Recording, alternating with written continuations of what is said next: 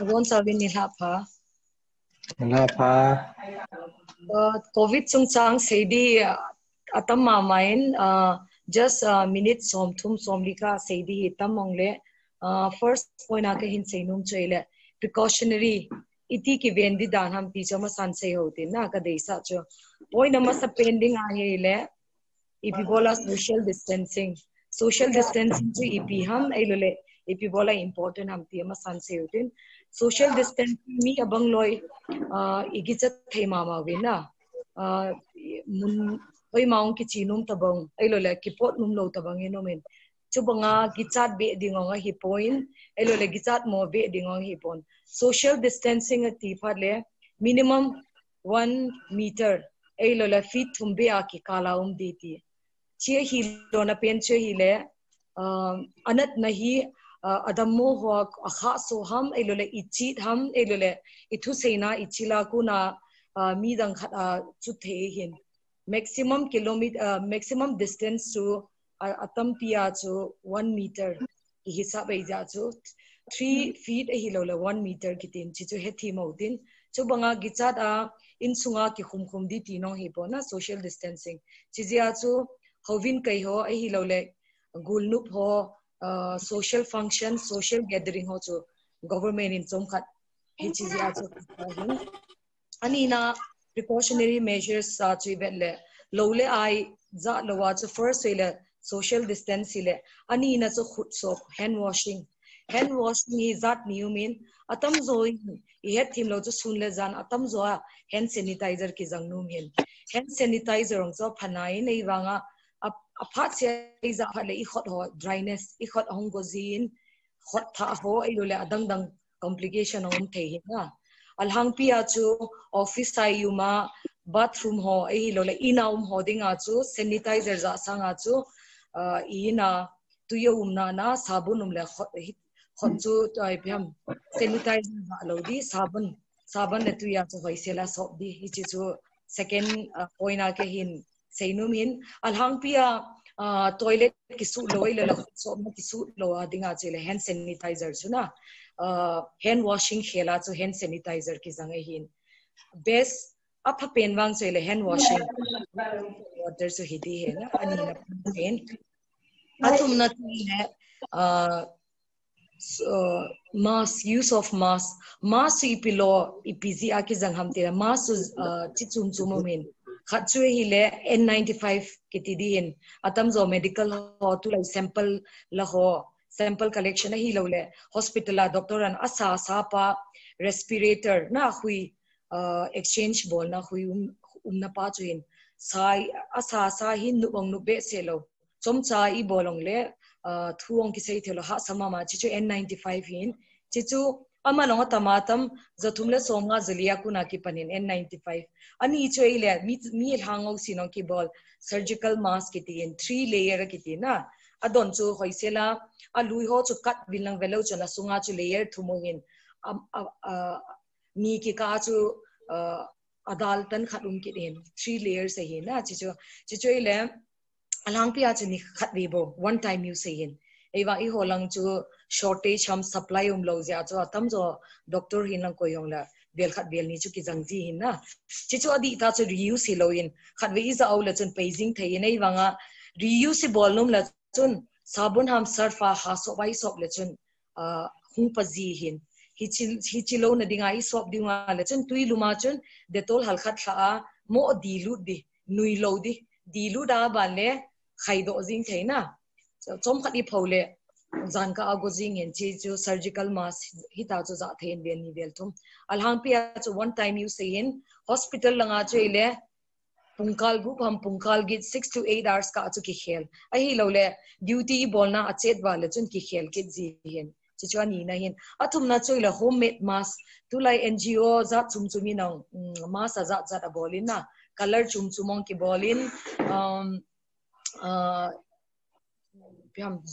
bazari no ki zomi na chong cho aphamodi pon chi chu ema protection ema ki ben na di hin chong cho ma sinei wanga head di choile nilhum ke ai za la chu ni la le tuilum ham tetol ham kata chu na sok la phauki thei chong cho puna ki sim pen cho homemade ma sin tu lai government in encourage a bol ma man vale lena chu bol thi tho hin hospital la ai lo la mundang ai chi de lawang chal hang pia cho surgical mask na chi chu jang hotin abana precautionary measure ala sa heading chela cough fatigues I hood part le ipiti respiratory hygiene on kitin I hood ale ipiti umde ham na aphat sira chu handkerchief ham hanky ham tissue chu kinai lo hin hi chai khole emergency mi masanga mo hood sanga chu imai nei lo le elbow cuff kitin tu la ya sap tian elbow ti chele ikiu chonga itahi ikut ala ikiu chonga chu problem elola damona kinele ikiu chonga chum danji hin khotam khana chu tai bola le khot chu mi ham khadong handshake ki bol num elola imai la ong ki tham nu me hi ja chu khot awang chu hang pia chu khot za lo elbow cuff tu la achi mama na che elbow cuff chi za de hin hichi cuff technique so hi le piam tu la ya handshake om ki bolo na pen chele contaminated hands khut thing lo wa ku na hi nat na chu ikam ham ina ham ai lo le imi da hi transfer room thei na nat na adamu khara ku na mi dang khat kila son thei hi chi ze a chu handshake ong ki bolo hi tan chi ho chu precautionary measure na ipi khota chu social distancing hi bonga ki bola bang ai din ham bazarang ki bol ham ai lo le ipi bola government in pamai pot sila mask ki bol bi ham ei lo wale ipi bola phat ya hospital mai hin lang bang mai le ipi bola syntax uma sabun uma ei lo le hand sanitizer ham ti jo hi precaution to break the chain of transmission na na a transmission so a chain a how chu su tan na dinga hi chi social distancing hand hygiene hoye important he ti chu ya utin abana thilkhat he di choile tu lai to ki se ya he ichanchana chu measure la de hamna ichana chu I khot a chu ichana chu virus the ham elola ipp surface elola table chung ham elola plastic chunga chu ichan chu na pi chu the ham ti chu khat ve ve utin surgical mask ki ti le to doctor han ma so bol ho chu hin alhang pia chu pungkal group ka chu ki pe mang ji hin na cha chu one time use in surgical glove ki za wa chu nat khat chu ina tham kha ale virus chu 8 hours pungkal gi to ka thei hin elole aluminum ye hon aluminum hi ha za ma in sunga aluminum a chu pungkal mi akuna pungkal gi chanum thei chizia chu che aluminum ina item in la hoi sela sop thinging de hin steel ke ha za ma man steel almirah steel cup steel glass steel plate ki jangin steel a chu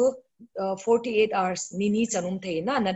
na pi cho tia cho hoi sala su thingai wood thing chunga choile 4 days abang om thei na cha cho hoi sala ipiam table chungla eilole ilup na chungla eilola hospital la lup na chung table chunga cho hoi sala ki su thingzen paper chunga ngi so ta om thei cha bol di hin abala plastic aong chu ni ninga chanum the plastic cup elola plastic dispenser tui hospital ham ina is dongla oi sela chu su thinging de hen khat het ki di choile frequently touch surface ki di example aphat sia thil ki tham example ke yadinga chu pen ong hi the elola phone mobile phone ong hi the elola toilet ko dong hi the elola room ko dong hi the elola basin tui tape ong hi the hi lo la toilet is also la flush ke bol na hi chi apart cha tu ki thamo cho frequently touch objects in hi cho choile ni khat le khat be bo hi lo di pungkali za na ma chu regularly a chu su thingai na chu ti lo le hospital a tam zo nat nong chu hi chi oi pham kot door handle kot ki khan ho chi door handle ai lo le toilet ho tape ho ko na ki le thei hi na chi chu halkhat in sung hi lang hospitalize chong le hi chu ho min thila ha thamwa ko na cha halkhat ki beng hu tin I tham khaung le hand sanitizer in le I khut ho sop tin ai lo le sabun le tu yang cha sop thei hin hi chu ani na in frequently touch objects hoi diwa regularly a chu su sodium hypochlorite lekitin chemical compound khat hin hichi bleaching powder chang hat ma hin alhang pia hospital a chanchi ki jangin amanong man tamin hichi chu ine lo le isa dinga chu Lysol elo le steri clean elo le phenyl long ine na chi chu a power hat jap chun piam tui khalu tun hi cha chu I kot ho elole I table chung lao elole I hlung ho elole I bathroom ho chi chun su thing ho thin na chi cho ni na ka sei no min chuta le tu lai bu si khusi alengin ipiam tele bu ka la le bu zu ka la ni sang icha mi khat hung mo khuda le hospital lao chi ki mo gi cha jing cho azo le covid hin te ti na lungim na khat me hi chi zia chu gampa ma hung lo hiong le hichilai manipura churachandpura hiong le fever cough in le chun lungim de pon dedicated flu clinic ahi lo le fever clinic ki tikha district hospital enomin gate pa ma chu hin cha chu Monday to Saturday second Saturday le fourth Saturday te lo wa chun OPD ni khu ho chuna ki hongjin hichi flu clinic aung chuna bu si husi ham e lo wa le hai khop lo nei ham TB ki gin mo hong chu hichi clinic a chu chi the hi na abui point ada moi nei ong le fever clinic ai lo le flu clinic ki tin chang chu chi the hin chu chu headinga avela ka seinu me hindin chuta le adang hi le tu lai churchan purang hi iza ma bangin 21 case nei tawe na covid positive 21 case hi in tu ni chana chun mi li chu discharge hi tan rim sa kuna 4 discharge ai la 4 recovery nei tawin recovery yong chu hoi ma main to hi active case so ile 17 in even total 1 to 21 hin hi chi heading chu hi le atam zo hi travel related gampama kuna hungdo hin churuchan pura anu jinghwa kuna wang chu case ki mupon manipur pumpia hi cha chu gichat tiwa hi pon community mi abang khadin se le community transmission hitam ti meiten hi chiwang community transmission hi pon stage 2 local transmission ahi lo le travel related ahi na lai ti chu heading ka hin sein tin chuta le tu la ya iza mama de chu quarantine centers kitin nidanga chu nei le institutional to home quarantine kitin chiniumin institutional quarantine kitila chun doctor nurses ho paramedics ho chu 24 hours duty omin ne le cha choile DC na pu do hin second choile home quarantine kitin institution akuna chu mi khat chu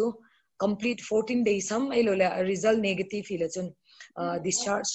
ahun ki solo zo le chun strict ta chu ina chu kituk ta chu ki vekol de hin 14 days hin husunga asha hong ka chia home quarantine postera agata aziu amin ho adet ho gata pizivin chita banga chu anaki chi pi hen ke ho department chu naza kha mai thawin IDSP kitin integrated disease surveillance project kitin department new cha khada hin aiwa very important department chia chu ke ho chun January February akuna kana bui piu hin hitia anaki chi chu tu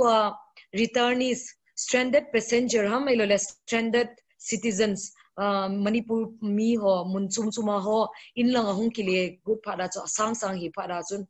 government in center khat unbol ven chu community quarantine center kitin community ki seilo na pen chu ile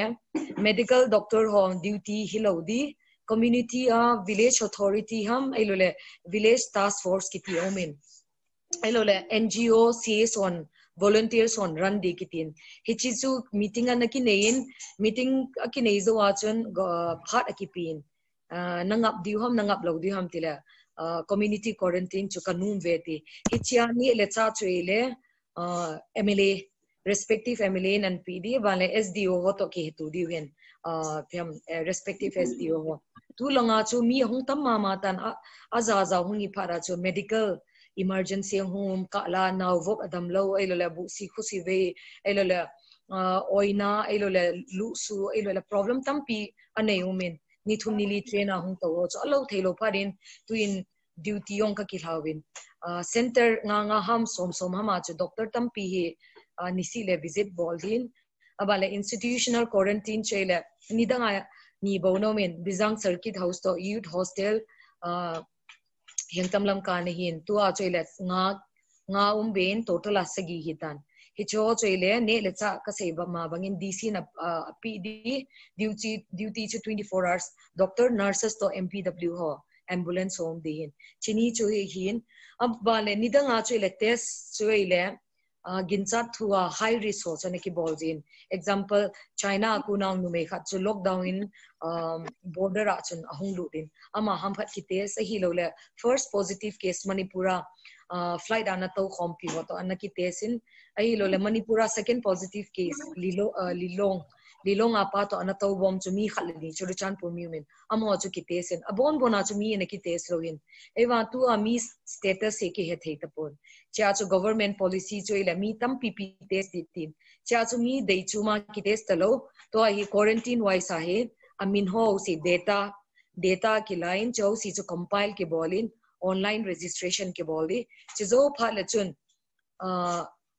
ani khudung ju ya chu testing ki boli na cha chu tu nidang a chu 14 days compulsory hong le tu a chu test ki boldi test result chu negative ahi na le 14 days ngai ta lo di ajing jinga chu discharge ki bolte hin chi chu I honong I het pi wa pha hin chutale husung ham elo le veng sung hama village authority youth club e yelo la hausa upa ho he team lo mo le encourage elo le I het sa angai win alhang pia chu mi chen 14 days lo di ham pi bola tu an solo ham ti negative report hi ai wang abang loyang chu community accept talowa su ne di helwa to ai kanung gari ambulance sola nung pu di ti tabang hi kit na chitabang incident so men he chu he thi mo tin to achu anytime a test ki bol di in negative test hi na le chun discharge ki bol di 14 days ngai lo di hin 14 days choile home quarantine kitin home choile tu lai min a phalki tapona bang loin anum point cha chu village level la chu house ho through a chu village authority in Sunday school ham elele community hall ham elole school khachu designate a bolin cha chu khusungmi negative a hung po do chu 14 days observe ngai kit he ti cha chu duty hung kilawin ama hong vi ho elole youth club hong duty rotation hong hewin heading a choile tu a test ki bol he le nanaza mai thewin RT-PCR ki tin RT-PCR chu bhi ki tiam tela reverse transcript test polymerase chain reaction ki tin hichi test is very sensitive very specific in a test to negative hi na let's negative using in na positive to positive using positive to treatment hong ki pile ni za ro kha le negative hong hin cha chu igi cha lo na di chu mi kha chu negative hi na le wang chu ama wang chu positive hong hi khadem tia doubt nei lo de na chi chu negative hong ya le chun problem kha choile visit aka silai halkat share ka volume masanga group kha chung tan chennai ko na 14 May a hung cho abang bang chu test hong ki boltan high risk group a positive photo anato khom ho cho test hong ki bole negative hung itan cho loi chu khusunga discharge kan bol wale khusung min ana accept thelo min na example chu lo phaila elo la zan dunga tuila phaya elo la munchum chuma testing ang example min negative na nai wanga khusung mi elo la authority hon ana accept num lo aninga na koina chita bangumin elo la khusung alu cha num lo example tuila phaya pa chu district hospital a kuna negative izo a discharge ki bol achanga hi dia na chia khusung ana thunga le khusunga chu mi na lu cha talo a result so man hospital or negative atia discharge ha mo piwe jang jo accept ana bol pi lo na cha chu lu na di he lo pha na chu gampam bu ham khat ai lo ham khana na ko ana koi hoin zana khusunga gi sa lo azinga chong le zan khuwa name the boss ha kusunga alu cha lo phada jana bula gampa maum hin cha chu jingka lam kia chu gamota na bu si khusi nei phana chu tunia chu house of the village authority ho hospital si no pa ki mupin tu a chu awareness ani lo ja chu tuila kaya khusumi chu po to talo house na po cha talo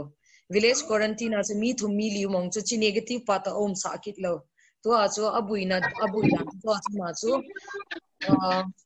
kada iho churu chak pura hinnung pui di avela test bol di kati ke rautan kusing ho alunga nuk na dinga cho chita bang chu in village level awareness so aha sama mana cha chu pastor hin lang ai lo le in to namun hele medical hobo in ipiam kizo ta lo di na cha chu halkat awareness chu I honang i thei dana chen awareness generate bol hote ti cho avela appeal ham elo lai nge na ka hin nei tin to alhang pia se de chu pibola mi hung sun sun le I pibola azinga thaya test ki bolowa ninga ni gup zo test ki bolam ti cho incubation period kitin medical term ache incubation period ki chu na khat chu ita sa hung lut a ku na chu a sign and symptom pdm na hung sudo na ding a chu covid a minimum 5 days lurin cha so hang pia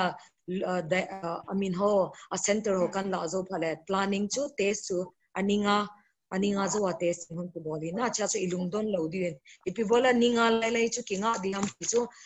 ninga masanga nini am khana ine test le mi abang kha chu na ne yong le test a chu negative hung thei na a viral load tidiam ata sa a virus chu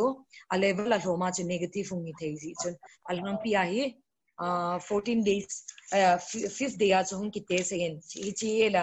alham pia chu 97.5% study ki bol hi na 97.5% tabang chun 11 days 12 days achu anat na chu virus so nei na hung pung di hin cha chu quarantine period ong pibola 14 days ki bolam ti cho ki bolo na chi chu hin 97.5 to 98% mi chun virus so nei na le ni som la khat ni som la ni ka chu pung do li anat na cho ta sa hung ki lang de ja chu 14 days so minimum days na observe ki bolin to another 14 days so home quarantine IP bolam ki ipibola ki bolam ti la chun maximum double incubation period 14 days plus 14 days so 28 days na hi chu I ho ki bien na ding a chu another 14 days so home quarantine bolin chi chu home quarantine am village quarantine amin su chumong le chia chung ki banga hin na chuta le min in do wala chen pibola ninga iti lo na penau chele ka seima banga chu anat na ahung pundo na di ninga zo ahung ki hedi he ja se test ki bole positive ni hi na la na chen ninga zo wa positive ni din imala ongle chance to hloma hin inungla test ong cho 14 days zo langa inungla la chen anat na chu mi kha chot all la hungdam mo le hungdam do le test so hung negative thei ja chuna cha so 5th day ki bolin alhang pia cho chi chinat nahi ina sunga hung lut phale sub power respiratory tract ke dina ichup ho lung sa kuna cho multiplication anat nai hung pungin I cha cho anat na hung pung do phale ichi tho I kha so wa kuna hung do thei ja cho social distancing ai lo le mask ai lo le hand washing to ichi phado le hot soap di chu hung important hung he na ichi achi virus I ita sa lut phale le azinga thaya chu mi pi thei ro ichi virus I multiplication lak izat multiplication hung iphale ahung tam phale chun ata sa hung phale chun akha so ham ai le achil ham ai le ipiam achi ra chu hung kilang di hi na hi chi jiang chu a time hi halkat ngain chuta le churachan pura iwang phat nau chela atam zo na ho mi 21 positive hi atam zo more than 60-70% ti tau atam zo is asymptomatic symptom nei lo cho buina nei lo test random test ki bole ki lang hi na abang loiwang so bu si nei win dry cough food anei win wala luchang na nei win na aiwa awang kapia churchan pura chu na serious ta nei lo jiwa chu akoma khomo example first positive case nu chu St. Stephen's School psycho daumin aloi roommate chun nei thumai hin ama positive hung hi zo chu a roommate ho to volunteer psycho da volunteer atam test ki bolin a roommate ho so negative hi volunteer hong ipi a hi lo na pen chailan nu menu chu chubang sia bu si khosui ne ya serious lo hin na ti lu lo ja so hospital ane ki ko hin chi so head de hin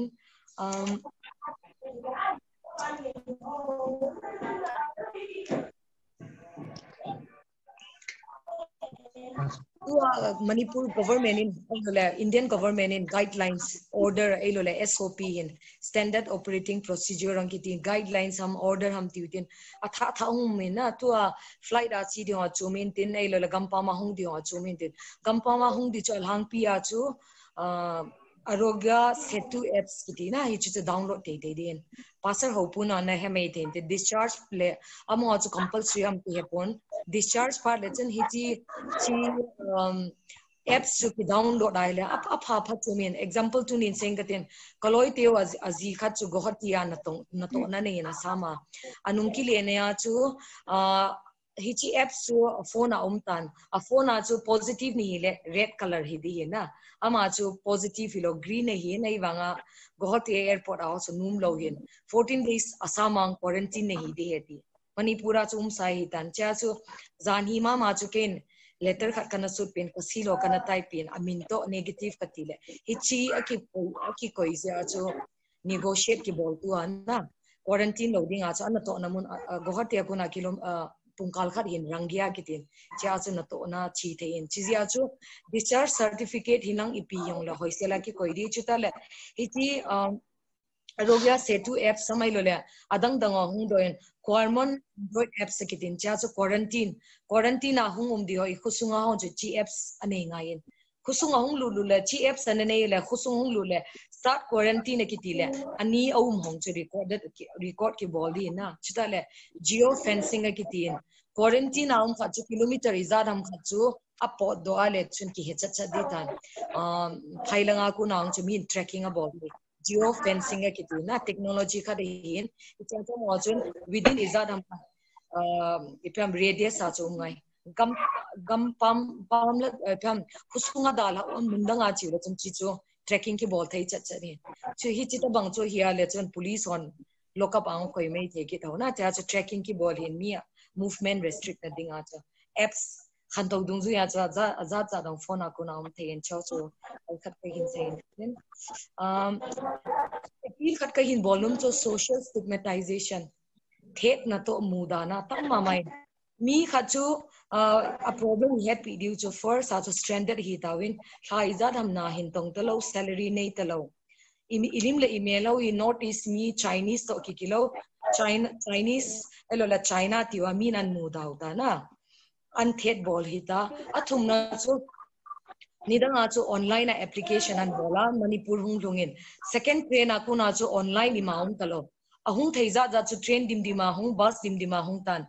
chi he diu chom gen thei tampi hasana tampi train bus a nithum lili hung to gilkil dangcha eilola to nau imut na kitub lowa ta kiti cha chura hung ahung run le khat tuibung peace ground screening center akuna cho center chumchuma ki pui in ong kilut sa lohin for izadam khadni hum zowa te sung ke bol te zowa khusung hum pala mentally among stress a hiwin physically on stress a hiwin lungim na tam puma hu hin chi zowa negative result hum zowa khusunga hum pale thet na khat elo le ptm discrimination stigmatization ni bol ho chu amo dinga chu pham lungnu mon ta hum the elo le psychological problem ni abang loi chun alungnu mon imu thailo ta bango men cha ke hon psychiatric team counseling a phone number positive also phone number ke ho department phone a ke ho sa jin counseling ki pi phone a ki lo abang bang home quarantine ho loi cha strict dana chu khusumin apulanga chabi kil khumo alu sa lo hin no uchu ta bang chu ka solving ke ho to ka chi khomin counseling ni pi chu amo chu angol le ti nei lo ei wanga psychological support psychological counseling ai ma hina chi chu get tin khusung mi ong ji isu pi mei the inaute hi mei the icha hi mei the nidanga chu hung le chen ki pata ilam tu diu nei wanga covid ja chu mi ho si ki the na khat omin hi chi chu ki ben chu prevention is better than cure kiti na sap pe provocation ei wanga prevention kiti wanga chu thet na pa up to that extreme as na thet na wang so lut sa po tin ti chu appeal ka bone na 3 meter social distancing 3 feet 1 meter is enough in till pham center ani le chai ga thaung le gala ku nai pi unong chu kho po nai lo le phone a ki ho thein khuti lom loma khusunga center khada ki hon lom le example a chu Sunday school a hong ki hon le te si hon nu pi hon hovin ka kai lo di wei tai na hovin iti ka kai di hom gicha tu me te lo le example hovin chokidar te holo yang chu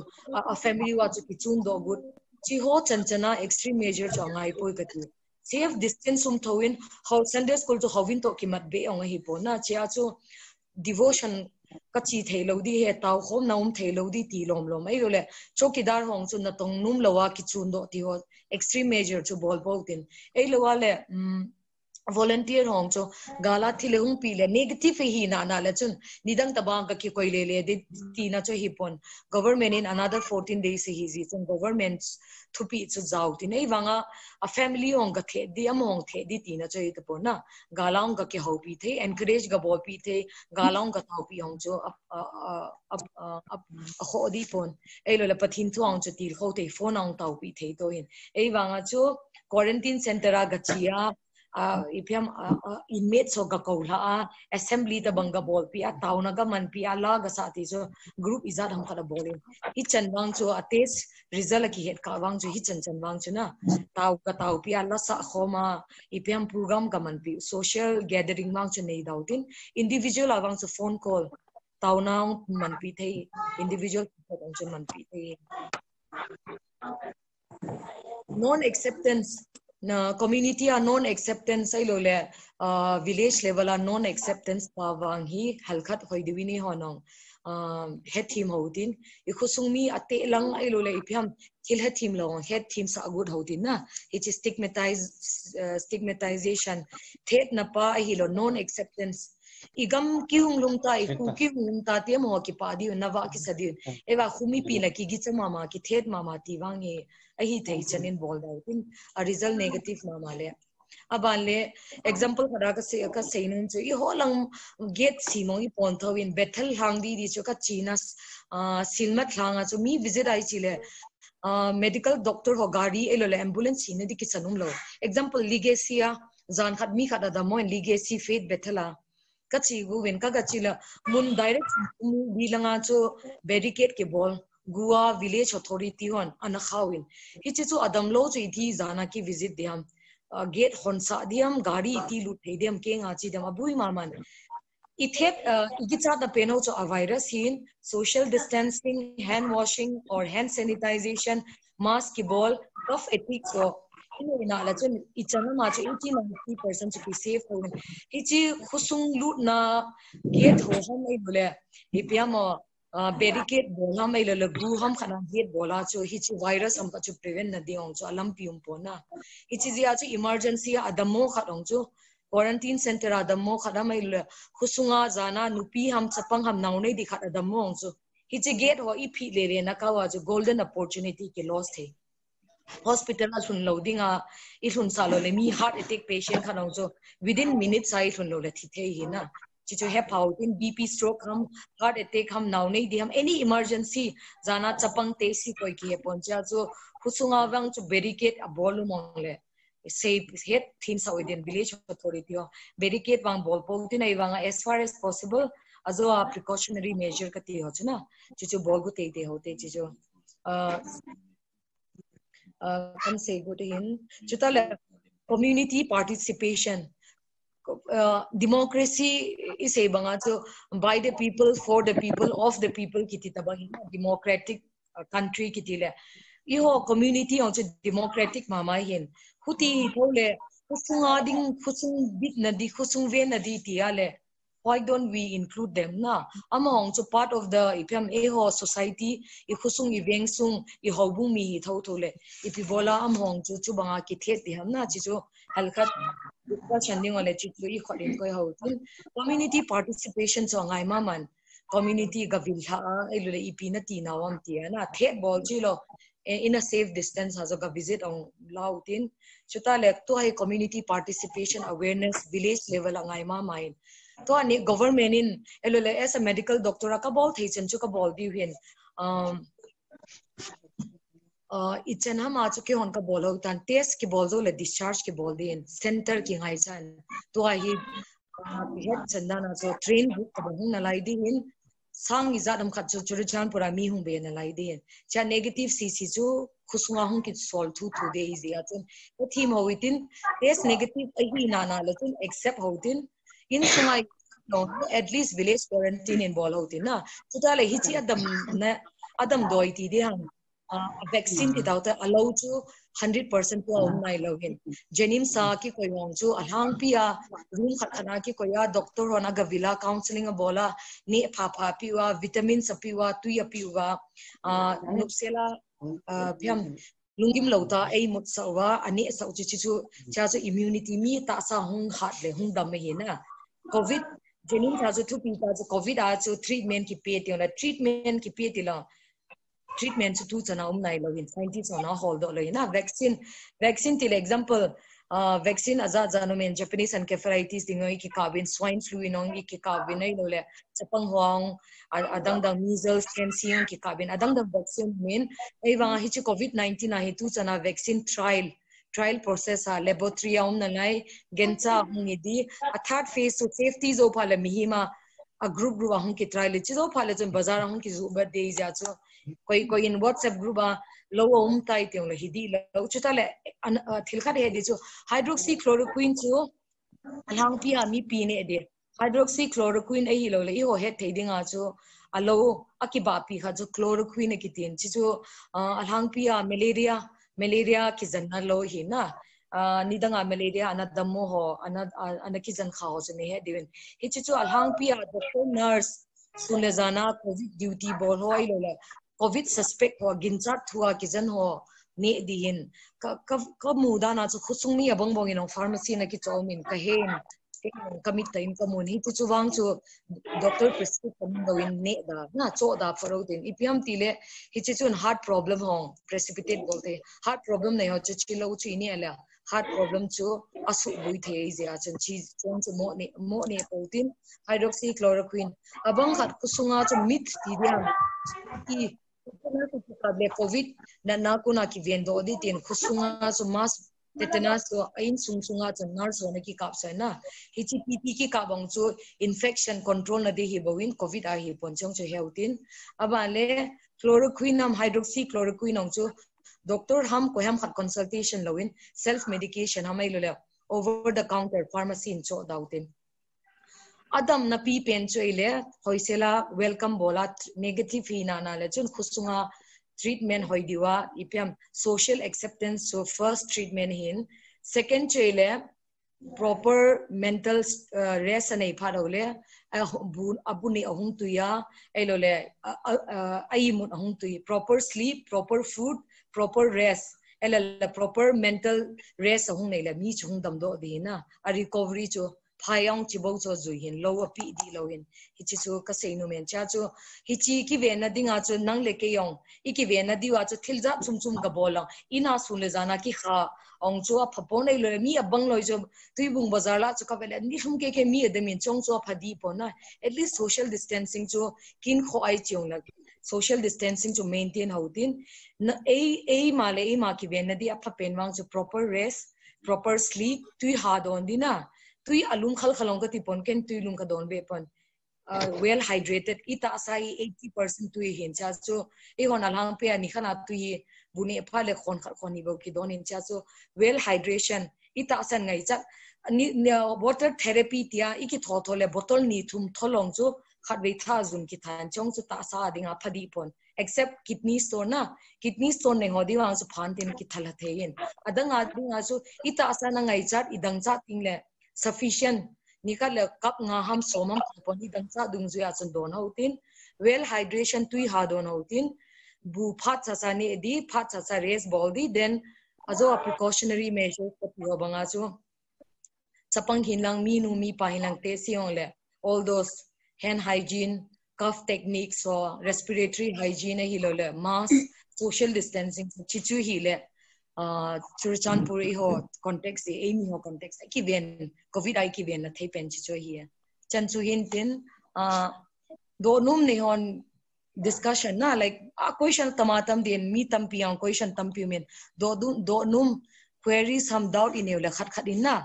tam pi kan sei chop in pya mi a hetim lo mai thein tin hal khat do num ne le I doubt so chuna question answer round ti dam clarification ong chu pi de ka ki pai chan chu ten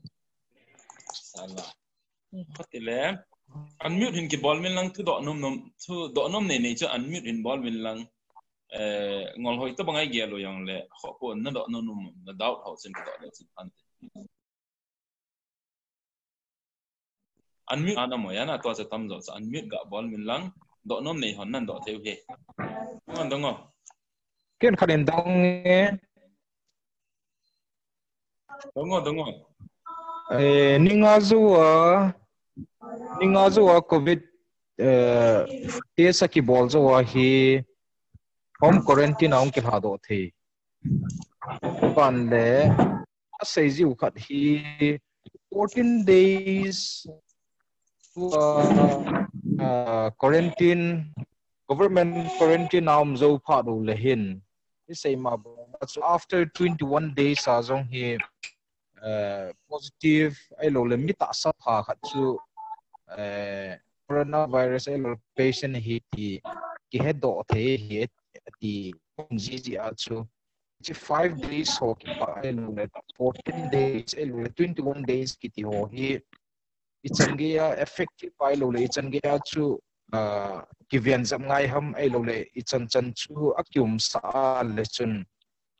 husunga pan hi quarantine center pan hi normal ka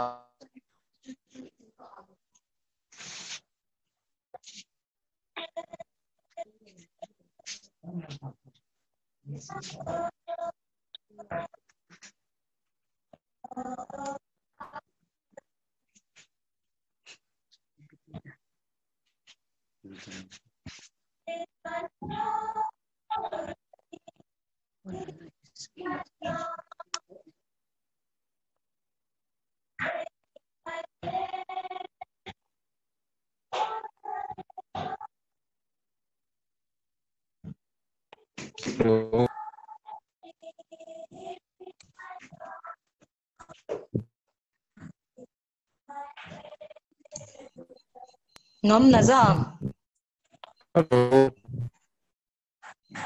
theyam naza na to coronavirus ai incubation period kati hi incubation period tilona peni virus ita sa sunga virus wa lu da ku na development anat na hung pundo na chu 2 days to 14 days kiti na na chu third day fourth day aku ite adam thai khachu maybe on 14 day hu thai chu na cha fifth day ania test bolo na pen hela median incubation period kiti median incubation period kiti na chu period ai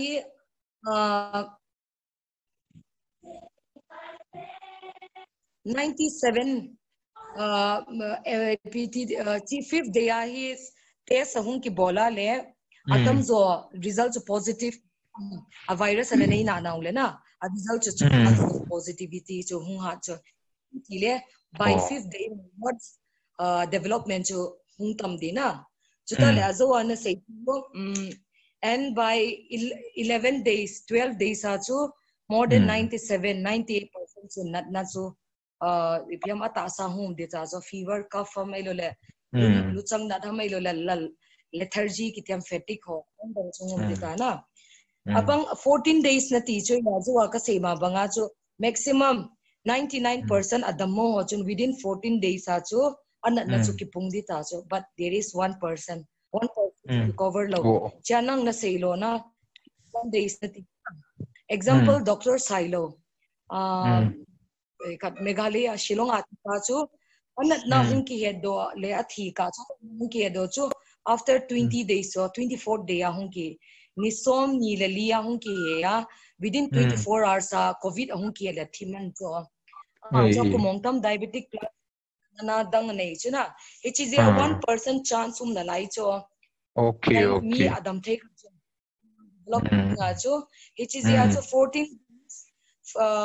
ni khat hung ki test data cho negative chu a result chu phailong ho test dung ju ya na a test ro district chumchuma jenims lerim saung ki bien churchanpur chu alang pi ho jenims ki chang cho test hung ki bole ki hon tam pp 2 nyang 296 sample ki thot cho na churchanpura kuna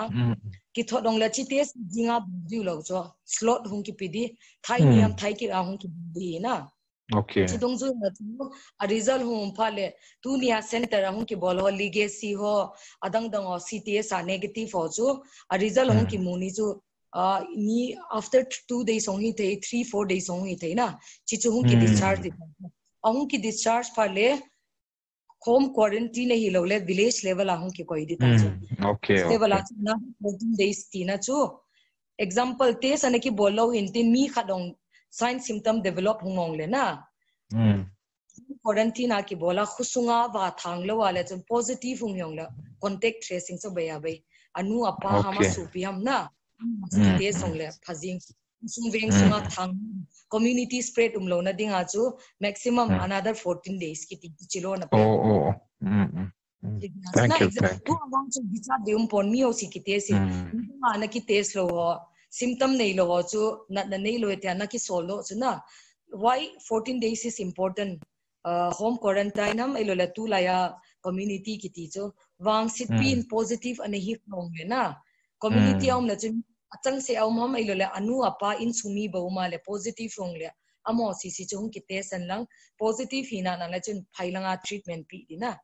negative hi le chun ama nu mama pa ham khat bo che treatment pi di ti tai ichi ya cho containment plan infection control na dinga cho chi home quarantine nei lo strict village quarantine hong ki tiro na chi zi se thank you adang nom im khawa hele unmute ki bol hitin adang hete pasa dem lo ne ne yam okay adang ho do nom ne bam ine lo wa le ik khade wa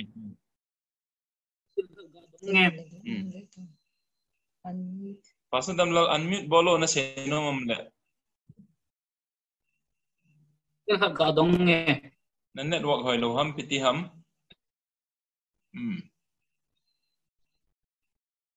akiza thei pon dang khanin do nom ne nam wa din dong bo ala khai dong nge ken khat o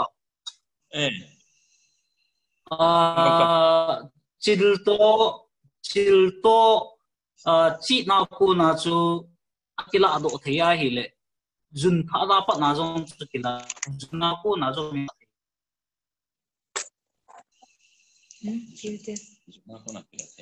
zunbang chuna sei boy a question cho phama ma mi lungim na khat hi na zun akuna ailo le feces stadium a akuna na hichana wang chu chakuna transmission wang chu study na katidana scientific study wang chu nailo ei wanga chu alhang pia chu ile infection chu lung system na respiratory system a hi ja chu pneumonia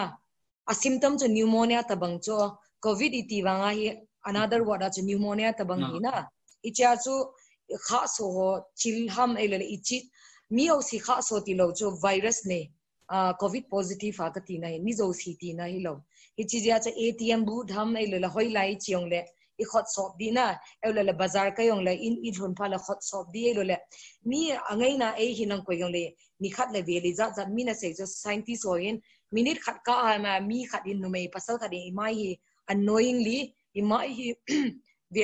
vel thum vel li ki tham cho imai hi ne thima elele toilet ai chiong le mi atam zo in modern study khalina ki se ya cho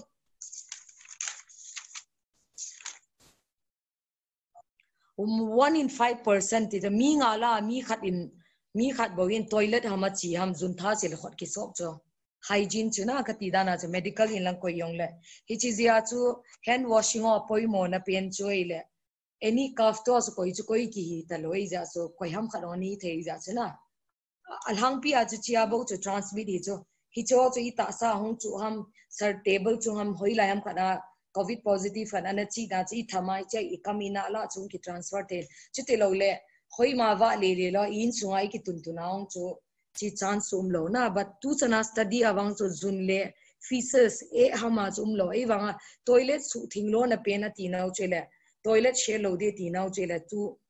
thilki tham jing frequently use toilet khat chu mi tam pipin ki jang ei ja chu na hot handle a ko na mi somni kiung khom toilet khat bong ki jang ji ja chu khat chu an positive khala na thamle toilet mama flush mama tape mama hano na mama chu ki jang khathei ja chu tu lai toilet chum ti jo achum ngai lo toilet chu regularly ai su thingong le na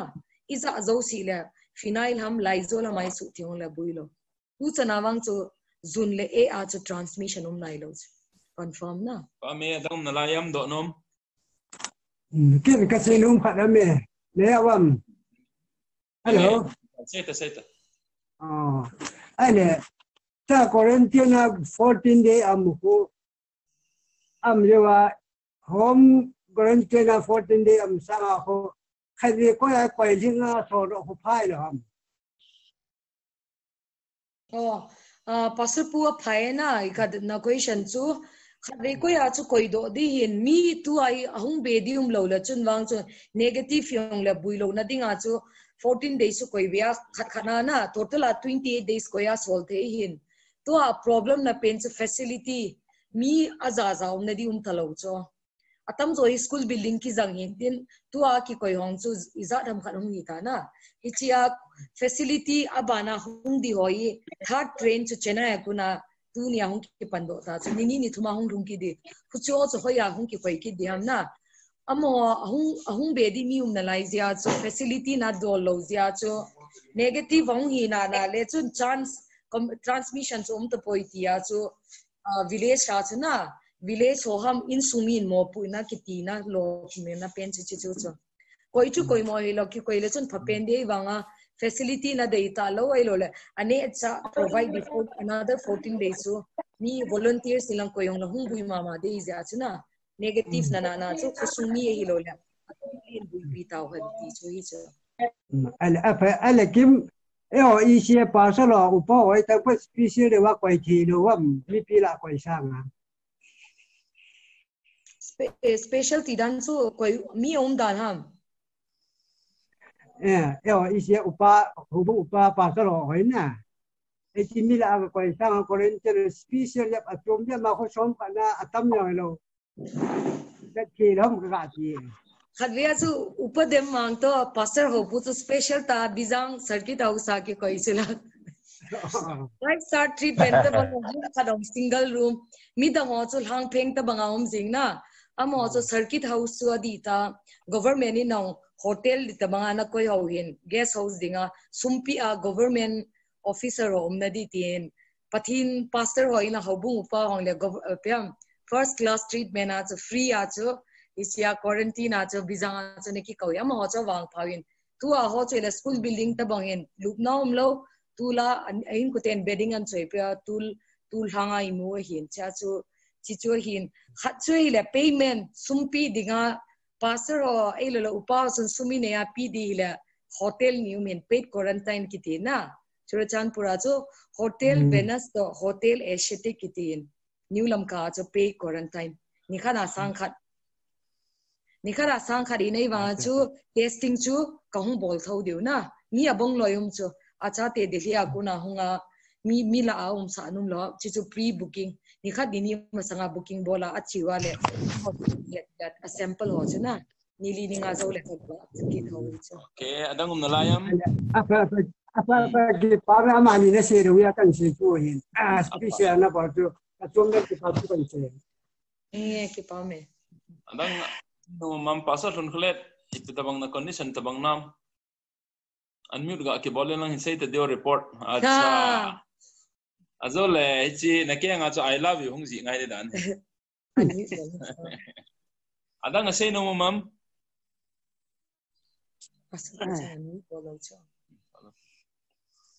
tu say nom dang mam ngai dan kan say nge ko ai khar ga se ni dam thar riven hem kumang kita ala dan tol ki min thu se pi tira nam Aku nilai doktor kimia setting dia program nu meh lah. Khutile. Fasting ya. Pasal pun tu kan sing. Say apa? Doktor kimia set tu nila adia quarantine aku na hung podo ho negative hit ho still na. Ya. Here our social discrimination hi ke chung au chung chui ma sam pon a hi wanga hi na sei banga chu ei ma ta jing jang iza hi tam thimin na hi ke ngai danian tu hin ho pastor group ma chin tu nin chalaya ki chi ta en nei sei pin jong ki pa le jingen lungmunum chung min jong le ke ma opinion dana hi TC network ham khana hin mass media ademi osin anabat jingai je hin ta hi khat pe hi adia community ai la sumi hon ai thum do tam ta ho pa hi TCI hi khat be hi ipiha awareness ta bangdana hi nan bola a phadem ti hi ka ngai dan kha he Oi, Chong Chu. Ama hen asu chimu pa azui ho hen izui nom hi wala boy he. Ho hen ne asu chim ga mai tang. Azui ho hen I ho dan ni kisim ki jiu la ba boji. Sibang cho dia di. Adu a pasal ho jang role play du ngai. Ade a tu ai sei pau. Tu a Manipur ti Manipur dam lo hi na hele travel related Delhi Chennai Bangalore langa ko na hung ho hin ala ya nom den hoi koi ma be lo ji a chu a hung ho hi mo thet ki nu le hi chu bui e pem I ho bung min na na phat khat na chu I ngai lut ma hiang le covid ang phat na cha mo chi thet bol ki le chu Christian khat hi na chu di lo na ki vending ai wanga cham ho chu thet bol lo ding ti hi apoi mo khat hai tan ja pastor hon role ha tai play dimo mi het team lo ho het team sa deu azo an sei ho social distancing ho hati I maintain ai lo la di se na chu government quarantine hung ki ball 14 days zawa test hung ki ball negative hung po do hona na scientific explanation dung zu ya chu 99% tabang chu negative hi le chun positive talo hel de ti na hin je a chu kitsa dim talo ai na kitsa dim poi te chai na go khlai le na ki che baya ga ni khom pi ding ti na che lo yang le thet bol pau he thet bol po ten loi khat chui na hi le ai in hang te am khat home quarantine na hu malam ho jong ki thing le wai lo le ki chau do go lo yong mi him kim da lo hi ho la he I so ta bang chu hi lo ding in galup khom lom ga ni khom lom ki bol lo pha na hi le chun lang khana se room khana ma hi le home quarantine ho hi doctor ho sei dung zu ya chu home quarantine am ho jong hi room sum khana mi ni le thum jong le fit thum thuma ki ka phat wa alup khom lo wa fit thuma ki ka phat wa le chun room khana khom the he ti da lai chu ai lai ho hi be na hi le ta chu inside hang ki thet tu a I ho bung mi kho sung mi ki thet tu da na im pau he pastor hon role ha ta I play va awareness ha ta I bol de hi poi mo khat a hi in hi chi doctor hon nga sei jeng ai wanga chu lai doctor ho thase koi man la be se talo ja za pastor ho hi panela wa ho bung mi te ho hi het team sa ding pa he poi mo ti a chu tun ha seminar lo hin chu ho de ni ja chu het team thani di wa chu ki bol hi in hi chi thu ho chu het benom ma he ong la ga do be na lai hetin am ta lawa hi le inga de hitai thilka ka sei no me na hichi nat na to ki say related also Christine elole ta san cha ti te Christian perspective on COVID humanity ila dan ham ti tabai na discussion tabang ham elole ipiam khatsu awareness bolte medical doctor ho chun ipiam video ham elole ipi recording achu freezing in eva effective ta dinga wang he collaboration ngai na oi nam on platform khanan bola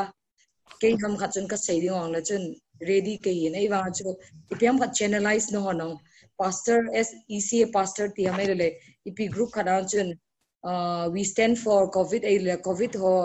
ipt de ham chia mi ho na amo ka ipiam negative ina hung na ho chu support bol ve ti ta banga chu awareness hong chu generate bol ten to abui hi ami ho ahun kiledi ho hi tapowin ana sa ho in acceptance in elo pau chuna accept ki bol thailo ki mo ki chat prevention choilo le gindi cho phanai banga fair ti diam na chi gi chat na pa chana phapon ki ven di nei wa gi chat na pa chan thilpha asu do pon kaloi hokoma ka saiji choila we should be positive na positive thinking chu kinengai COVID a chei wanga test you should have a negative test but you should have a positive outlook ti tabang chu hin cha chu ipt bol thei di ham chu na hon means in bolin lang anytime a chu na kyong kare di thowe apoi moe chang chu ta ba Kim boy seinom na ne kham Mrs. Kim boy Kim atom bilang khat ka seinom na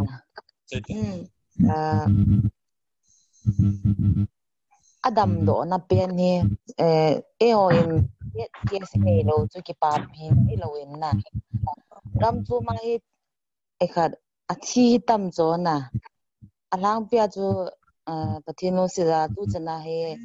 Adam mo zong amma ho hung dam do na he ipihagang ti di ham na ka sa thowin hi chi ipizi ipen na hi dem ole a symptoms ki mo bai zi a hi dem ai lo le gam danga Italy ti holang banga a symptoms of a severe the ma zengin na zama thang pia ave ho zong hita ahung dam do pai the hu ipizi a hi dem medical term lang hi dem ale igamu thinglang lang je mi zai idam the je mo dam the na lang he pha fast deal recovery fast deal he dem busy ben he dem ka het no ma ki pawena location so tu gamdang to te dinga Manipuri vet masang India veutin India recovery rate hi 48.2% 49 tabang hin kal jingna ka tidana cho nidanga cho April 15 na chi vet ale recovery rate cho 26.6 hin 27% hin lo so zakhat chumi covid positive hi le zakhala ni somni sagi bodam hi zona 15 May tarik thuma chi badle hu 13.3% recovery cho hu khang to zap na mi zakhatla cho som thumla git som thumla ku ring di chala cho hu dam do cho zakhatla tu ni zani la tu ni ho I recovery adam do rate hi 48.2% 49 ring di chala cho ita san now ai lo le ikinep now chele recovery rate cho hapta khat zo le 48.2 hilo de 52 hi thei he na hi chi hi ho recovery rate a ho in India he Manipura sai ding am chu tu chanawang chu study ma ko na scientific study cho pom cha chon ki ha sai the India ding a number 1 che Australia lower Australia gam dang ato lo chia ni thiam serious lo a virus Australia kati hai number 1 hi number 2 hi le strain in say tam de number 2 che le adammo hoi cho Churchanpur context adamo hoi vet wale alhang pi ai khang cho khang tha na sapang lang ka ti hanga 6 17 18 years 20 25 alhang tang pen 44 years so chena nupi khathia na tu ane achapang pen he le less than 1 month ni som le thum chapang khalang positive nei cho Churchanpura he a recovery rate a hat nong he a strain ho a virus strain ho to adang dang chu ki sei law le Churchanpura first hi tagin cha dana chu symptomatic lo na atam zo hi nat nan lu lawa ki mando hin cha chu recovery on hat intin am hoding a recovery gang am honong midang happy son man lo one hintin number 2 hi la tam zo kum nat no si age related hi na example diabetes BP sang hoi lo le heart problem hoi achapang khat le ni chum nan tin atam zo kum tam langin tu chunga covid ong hi atam zo hi khangtha lang tam na khangtha lang chapang e ja ka sema banga rim sang chu special treatment ki pidi lo in all ola so doctor and counseling bola vitamin ho piwa drip ho khai piwa proper rest hi la hung dam jing ho hi na chu chu hin specific treatment on pon chi ya chu kumong hintin kumzia chu chi chapang ho chu na dang nei lo example hi chi dam no ho in heart problem ham asthma ham pneumonia ham elo le diabetes ham elo le adang dang BP sango nei hi la chun problem chun te du ei wanga cho lo hi khang tha ngan hiu problem nei lo ja chu recovery ganga gang na chi ji ong chu answer hin te anam kim boy Okay. adang thu do nom ne nom bam question nom Ken câu anh dạo ba akizai sai ta ka ki zai pasal ki pa minuni la chu a detail le zeng in ki pa min tu la phai long zong alak ma zeng in to chu doctor nu chu ang ki pa to khen se na chule ka he nom khat chu hele to na in se na RT-PCR ti hai pya sensitive test ki bol pa chana EPA tile ni thum ka sunga chu ki he jeng the ham chilai chana to chun ka he nom chule to a kolaya negative hong hi ta ale chun home quarantine chu man achum be a in khada ki bol hen lang hele chu permit hoya kila ding ai lo le a phaldi vem ai lo ai le chu save them kala chu first question chu kan answer de na RT-PCR ki ti chu reverse transcriptase polymerase chain reaction PCR polymerase chain reaction ki tin reverse transcriptase ki ti lo na pen chu to achi covid coronavirus hi di virus hin structure nei ni ho mi himin lim le meli nei ta banga virus in structure nei na DNA ham ai lo la RNA hin alhang pia virus hi RNA hi ja chu RNA ku na chu DNA ki transfer ngai DNA ku na chu multiply hum ki bola hi chi chu ate sa so hum ki sim hi na ate sa ki bolna chu ni thumlu chu ate silo ate si tu nia ki bole a result within 24 hours aki mo hi na ni tu mahung lu no na pen chu pile up bulk chorchan purin zanila soma ki thot mundang aku na chu district dang aku na hung tamphale backlog hung phale storage refrigerator a chi ko ya all last stage sa hung ki tes le cha chu ni thum ni li hung lutin a tes ki bol na la within 24 hours sa chu result hung ni na ichia a vet penau chele viral structure ailo la molecular titaute aniau langa microscopic structure a chu hichi kha so hamailo la sample ithi san ki la lo yena ina asunga ku na chu bil thaina tabang air but tabang sau kha belo chen doctor na ku na thai na bale ikam sunga throat swab ki lain ichinia ku na hichite nia ku na chu sample ki lan thi sana hi pon na chi chu he din hichi a ku na chu test an bol wala chen hichi a virus a structure chu EPA power chu atom in sa power chu the nuclear acid hichi a viral a structure ho chu ki la pha le chu ahung ki matchale chancha positive kin hichia positive na chu negative e thei ban khununga ahung damzo lang le bang hung negative kuna chi test so very accurate in antibody test e pona antibody test example pregnancy test numeon pregnant hi lo he dinga zun drop khada koile line ni hicho test so hi lo zia so antibody test hi lo za so very accurate hi za so negative hi na la na so negative hi dina chi cho hin and a test so 24 hours ka om de ni thum ni lia lu no na choila storage satam ji hi na chuta let azo ana sei chu quarantine chu in na ti chu best hin government ni no sei chu home quarantine chu best hi in sunga chu room khat in nei le pha achuma koi thein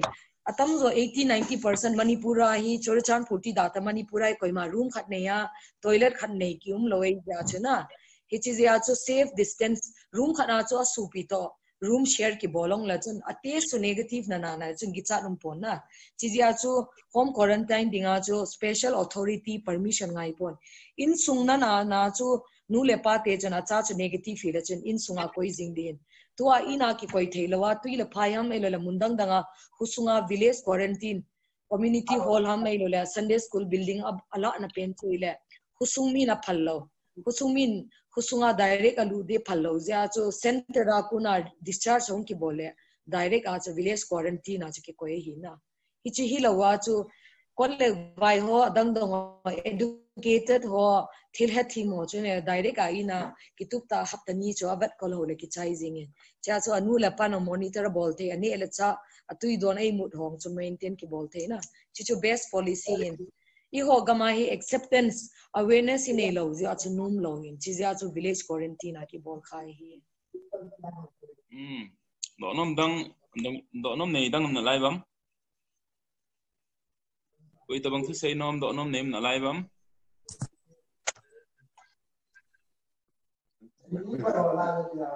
do nom nem va hele unmute ki dal ko bang te Chẳng phải suy nghĩ đó thì là madam nó cho mà lên này cú lại ta hi kêu qua hi nhà xí lệ chấp bằng hồ tổ bố chỉ gì khác miền na thì cho hi đến giờ phá ham hay rồi cái khám rồi hi以前嘅 BTC 啊khám thì ham hay là cái lệ cái sao phá riêng ham thì cho bố khác hiện na cho nên bố nhìn thấy chỗตัวบางตัวอาวิสาขัดเองอาคอยข้าตัวข้าหัวจุอีที่จันหิงห้ำอีที่จันล่าส่วนที่งมันจะปอยเงียนังจะเลยปอยทุ่มน้าจูเกี่ยหิงยี่บางก็ขัดจีนนะบ้านน่าจงฮีอันไหนล่าจงจีดิ้งตัวจีดิ้งบางก็ฮีจงฮีที่อันดันโตที่เขาอีจันเอาบุยที่ดิ้งห้ำไม่รู้ว่าเลยโคโลนตรงนี้kahet nung cho se thi de ba so second question chi pinati kahet kaza man lo the second question so a second question chu na yo e khat na ve ham khat chun aga khoi kha ham khat ga to kha thi ri cho na he cho ti chen cho a virus chu hing den ham nong cho a ke thi de space a cho so virus ti chen Hingden hingka. First azo first anas kichi now te khata kichi me na ti chuna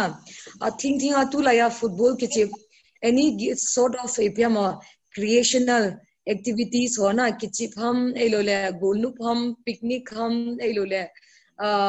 gathering public gathering umlo ki kho kisanong kitang cho adi ta cho means to prevent to break the chain of transmission. It is also lockdown to break the chain. Me matam chana to transmission to tam di that's a chain to break in. Football kichip ho to khusumi na mundang achi khalo hi la wang to save thawina. Tu achu koi chu koi hiam ke thelo mi tu a wang to aphat domin.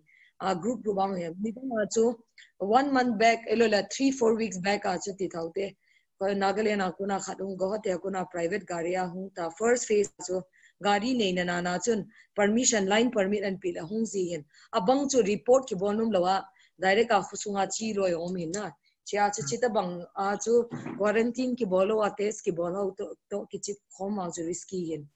ani na chu le government norms ha chu tu ta dia chu school colleges thilo si ki stop le ki chi ho chu within the compound na ka ti da na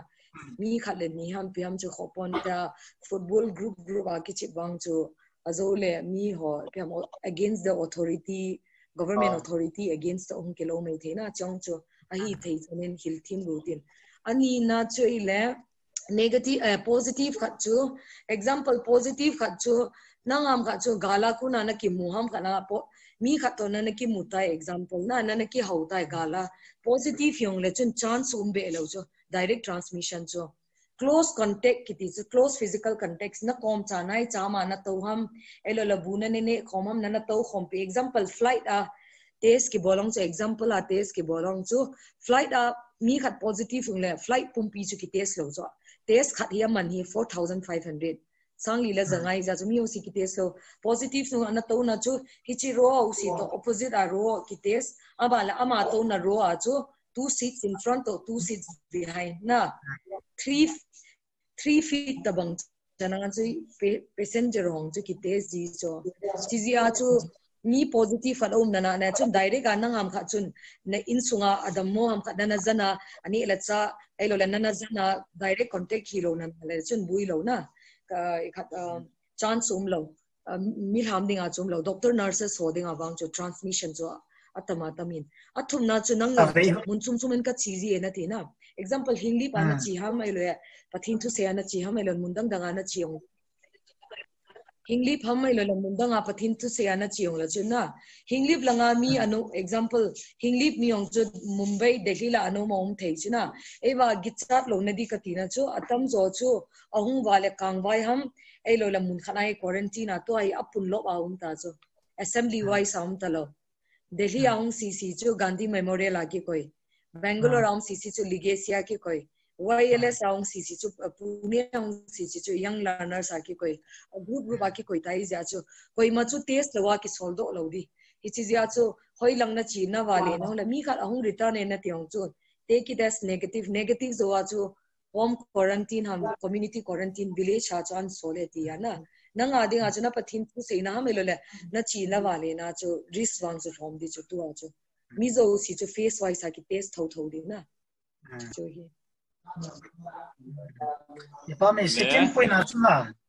sai tao ta se nom second point na ka se khat chu positive stone na tuy đồn ta cho na office ông là bị đồn ta cho khoản họ cho cái khai khá điều cho bùi lộc đàn là chứ này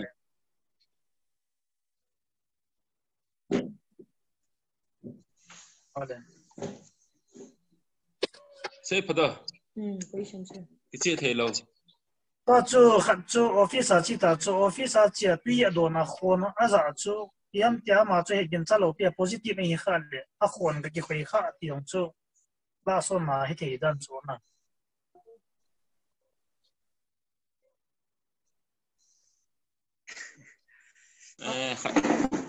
kan sei da ha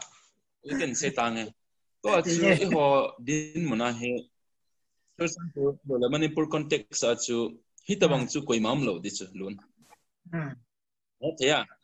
aje chu ahung zo si to ave ho he Manipur polanga pana hung ngen chu na positive ho he haji achu ama ho chu hung pha no le compulsory a quarantine ki bolte te 14 days na haji achu quarantine ko na hung ki thado ho chu negative ai lo le positive hitalo ho bom ki thado ai je achu I ho adinga chulang khana chu ti jan lo hin la gamdang ho dinga chu community transmission o ma biham kuiche ve lo ke thei talo din muna hi ta le wang chun to na sei chu ti ja he ya ai lai ho chur chan pur le Manipur context ade nga wang chu to na sei chu thei lo chu ang lu zo se chu ki koi tu chana ana na chu a thien phat le bo ina hong ki sol do ai ja chu ti ja dim lo ne the ya ai ke ta sa adang asenom ten mam am lo le kha taw tena andang senom ten khadham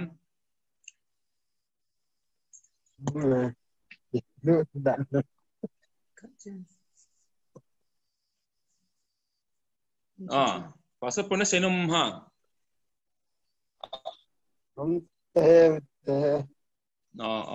akhoti le taw na khat hin mang tongo ki khen na dingin na a chai na dingin taw na khat hin mango pasa se zalam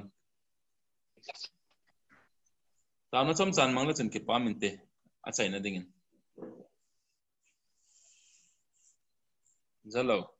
zalo na akhoti le haupu pasa ro pon taw na khat mang la chen phan te chom chan na pakai kiki pa ave pharman tam ta thupoi mo ta tunil ha nangin la chanu Dr. Kim naman sa pastor te hola thilpoi mo ta zeding te ho chile ki hon kasai pungding te ho ka het lo ho het na ding het poi mo ta te ho ne sa jewin ka ki po namin lo pi ka thang po ne hi nangin Dr. Nuzang mang cha jingin lang pin lang damna te ho pi jingin lang ain sung pathei boding na koma ka thume ne hi tunila apakai phachom cha kyolim na ho te ho hi nang lo pina kaman cha hi wa lengam ke lin na kaman cha zo mi khalan ni ki ka a khala kha ki ka azong pakai ki ngai luna share ka bol the zo na divin nangin ne man cha pi divin na koma ka thum zo na hi lo pina na ma chang za dingin pakai ja sum na ka thum zo na hi amen amen ki pa me hong pang ho le se